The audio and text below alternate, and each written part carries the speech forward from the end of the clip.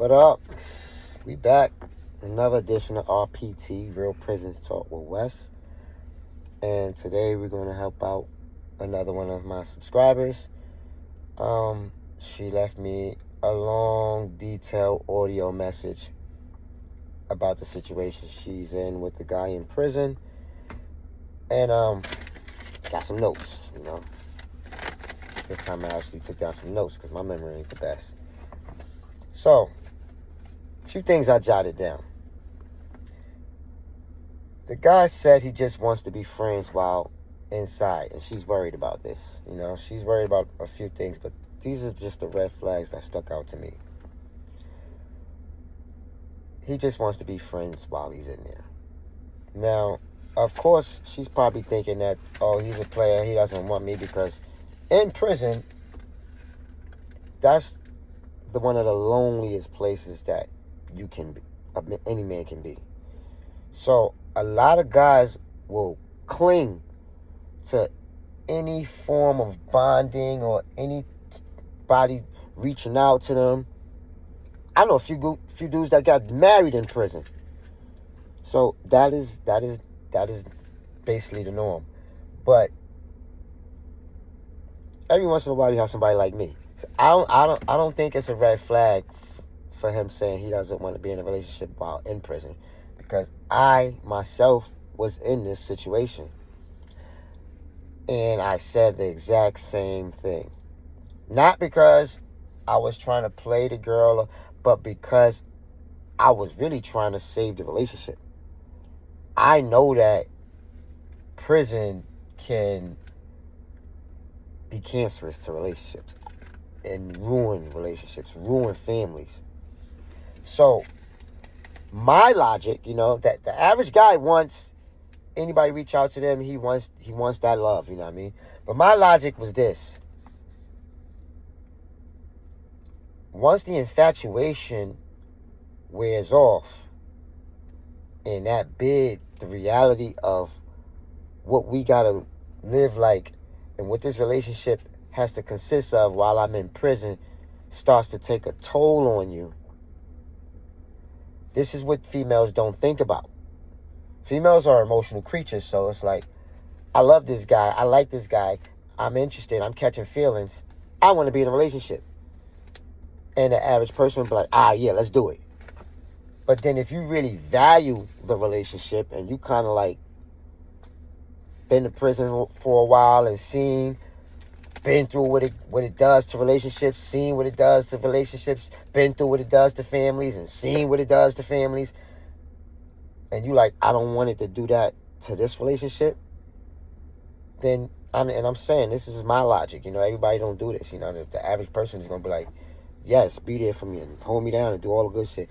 But my logic was, if we do this now, once the realities of the bid and the life that we have to live and the way the relationship has to be settles in and you realize what you signed up for, you're going to probably be disappointed.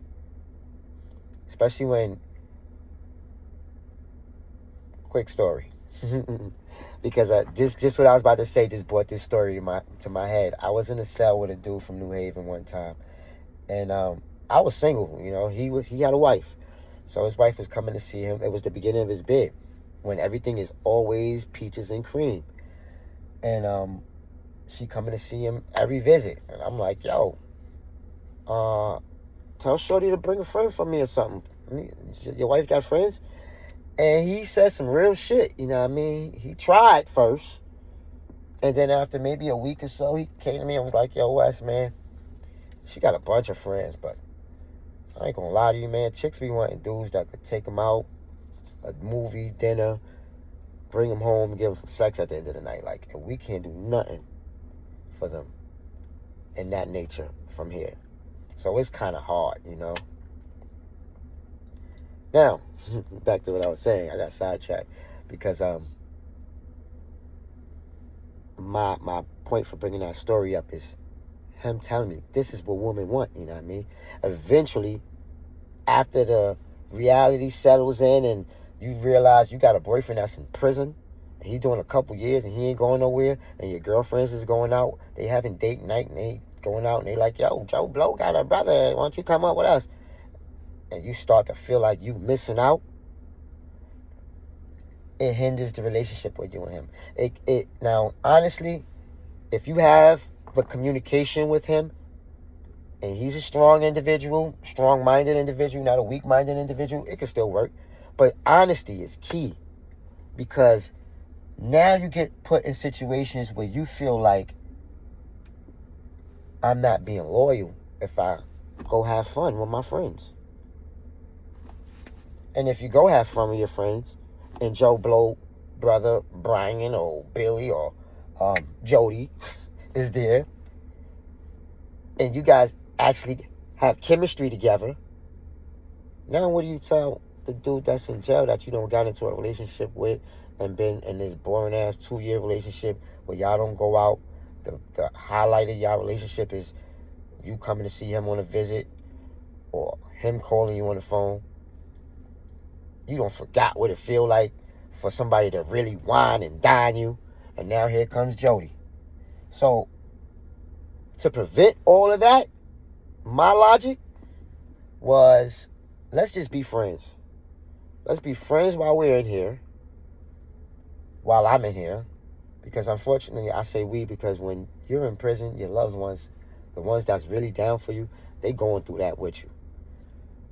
But these females that come and go, you know, like my mom, I couldn't tell my mom not to come see me no more. My sister, but females come and go, you know what I mean? A female could be in love with you today, and then that dude with a Porsche pull up and blow her whole mind, you know what I mean? Take her out, show her things you never showed her, and next thing you know, all she gotta do is not answer the phone call for you. Like, so I kind of be like, let's just keep it friends. That way, when Jody do pull up on you and your temptations start to get too strong for you to resist, you don't even feel like you're being disloyal, and you don't have to be dishonest. It's easier. And then when I come home, if Jody don't swept you away, then that's the risk I took when I went to prison. I shouldn't have sold the drugs and the guns that I sold to go there. But that was my philosophy. So me hearing Sweetheart say that homie was saying he wanted to just be friends while he was in there, I totally relate to that. Damn, I spent a lot of time on that one. That's the whole video. But the next one was, he was honest with her, and he told her, like, yo, he receives books and help from other females. Something else, I don't think nothing's wrong with that. I like this guy, you know? I don't see nothing is wrong with that, you know? And I'm not someone that's going to be, like, pro-jail guy. Like, if you a slime ball, I don't got some DMs in my Instagram from some of these females about the relationships they in. And if you just a slimy person, you a slimy person. I'm not going to be like, oh, I like this guy just because he was in prison. But I can relate. I was right here with what he was saying. I don't want to be in a relationship while I'm inside. And the female was feeling the same way. Actually got pissed off with me. But I was trying to preserve the relationship, not ruin it, you know? And I was like in there for life. I'm like, let me do my little couple years and get out of here. And if you want to do something, I'll pull up on you in traffic. We do it the right way. But again, I was one that had friends, you know? And I remember writing, one of my female friends had wrote me. She looked me up. She wrote me and she was like, yo, I'm just checking on you, yada, yada, yada. But this was a female that I was in a relationship with, like one of my childhood sweethearts. Like we were teenage loves, and we just grew apart, you know? And I'm in prison and she looked me up. So I'm being honest. I wrote her back after we wrote a couple times, and one of my letters, I said something about receiving, how I be having other people do stuff for me too. Like, I'm not just leaning on you. And I don't even remember, I asked her to do some legal work for me. And she did it, you know. It was me and the DOC mailing system, how screwed up that is, that really had me thinking she didn't do it. But in the midst of me telling her, like, yo, I got other people doing things for me, she got pissed off. Like, wrote me back and was like, yeah, all right, you got them other people doing things, and had them do it. And I was like, damn, like, the reason I told you that is because, for one, in prison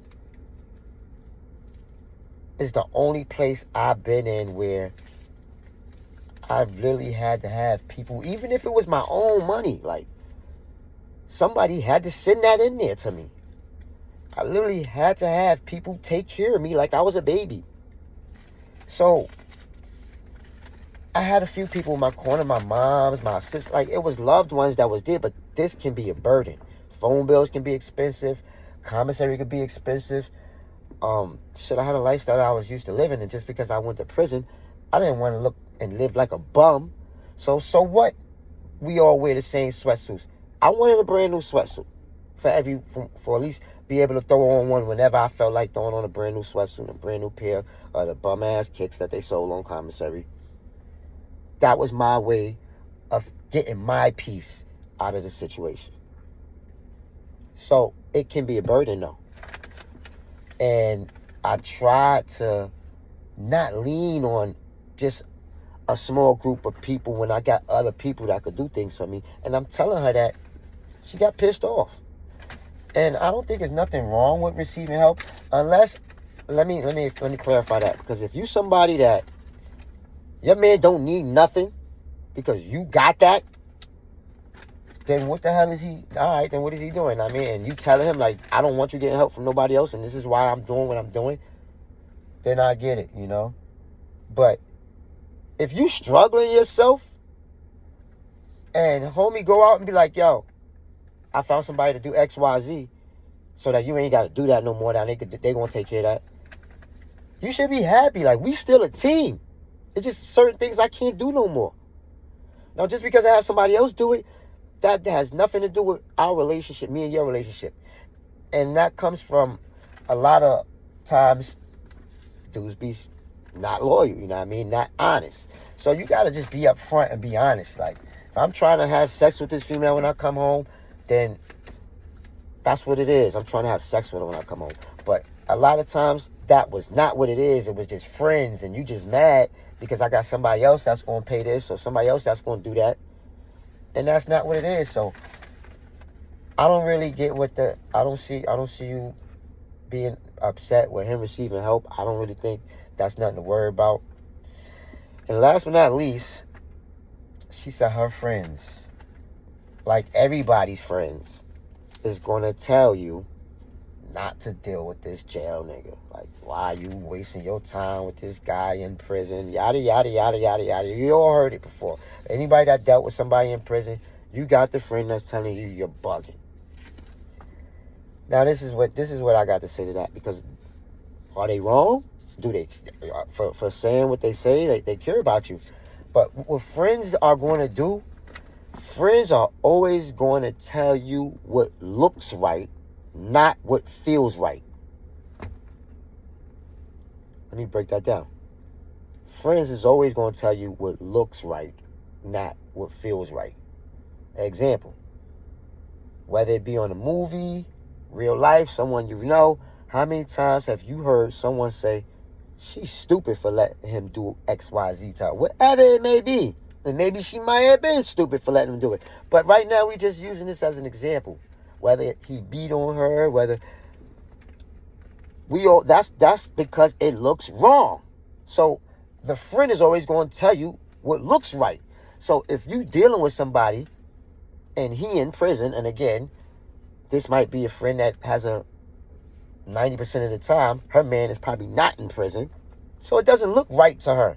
So as a friend, she's calling herself giving you sound advice, not caring about what it feels like to you.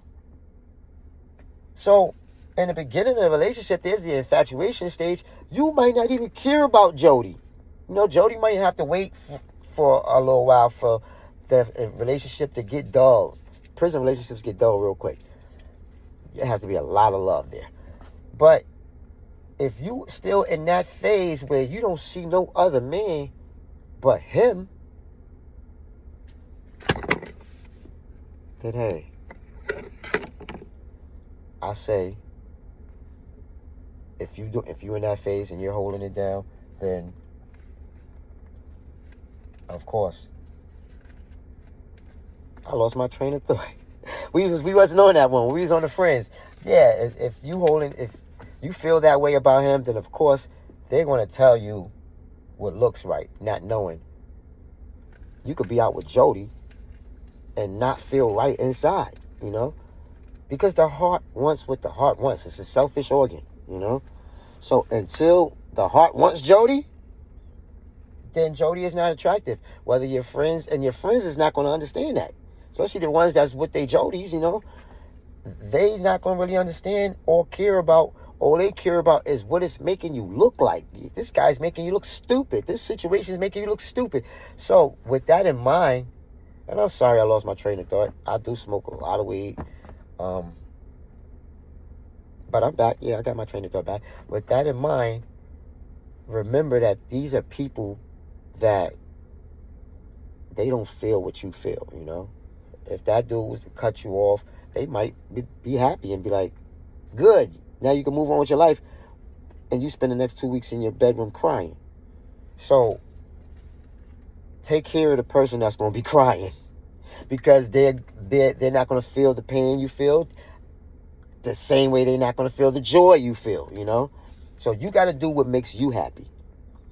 Your friends love you, and I don't want to say not to take their advice and not to think about it, but don't let it run your life, you know? Like this female that I was talking about that DM'd me, I don't want to put her name out there, I could tell by the way her friends feel, think, and the things they say to her really has her like on edge, you know? And if this guy is making her happy, then go for your happiness. Always go for your happiness, because it ain't like you could get hit by a car tomorrow and then start over with a new life if you die and try it again. Like once you die, it's over. So you chase what's happy, what makes you happy, so that at least you can say, I was happy while I was here. And on that note, we're going to wrap it up. Any more questions, please keep them coming, you know what I mean? My Instagram, you could DM me, and my Instagram is wes.smith.129, wes.smith.129. And until next time, peace.